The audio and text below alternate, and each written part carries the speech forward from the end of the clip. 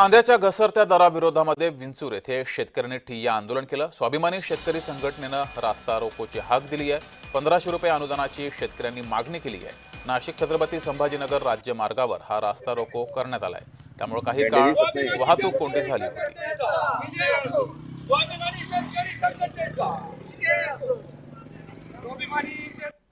गेल्या काही दिवसात कांद्याचे दर सातत्यानं 1000 रुपयाच्या खाली 500 700 आणि जो काही दुय्यम दर्जाचा कांदा एक बाजार समितीत 200-300 रुपये दराने विकतोय। शेतकरी प्रचंड अडचणीत आहे। सरकारला शेतकऱ्यांकडे पाहायला वेळ नाही। अशा परिस्थितीत शेतकऱ्यांचा हा संघर्ष आज रस्त्यावर उतरतोय आणि या संघर्षाच्या माध्यमातून या ठिकाणी शेतकरी सरकारला एक अल्टिमेटम देत आहे की शेतकऱ्यांना त्यांचा हक्काचा जो काही दर आहे तो मिळाला पाहिजे, तो मिळत नाही। खरीप हंगामातील लाल कांदा आहे। कांदा उत्पादक शेतकऱ्यांना प्रति किलो 7 ते 8 रुपये असा दर मिळतोय आणि हे करत असताना कांद्याचा उत्पादन खर्च हा प्रति क्विंटल हा 2500 रुपये हा खर्च येतो। खरं तर एवढा मोठा दुरावा कांदा उत्पादकांना हा आर्थिक फटका बसतोय।